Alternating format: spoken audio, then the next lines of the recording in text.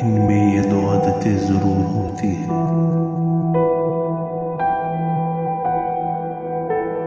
शिकस्त कब्रों पर गौर करो कि कैसे कैसे इसी नूर की मिट्टी खराब हो रही है।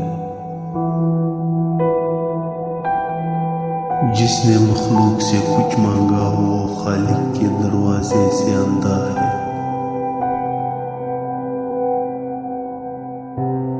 जब तक तेरा इतराना और गुस्सा करना बाकी है, अपने आप को इल्म में शुमार न कर। हे बुनियादम, अल्लाह से इतना तो शर्मा जितना अपने दीनदार पड़ोसी से शर्माता है। जुबान से ऐसी हालत में दुआ मत कर कि तेरा रब इतराज कर रहा हो। हे बुनियादम, तकदीर से लड़ाई और झगड़ा ना कर वरना तू तबाह हो जाए।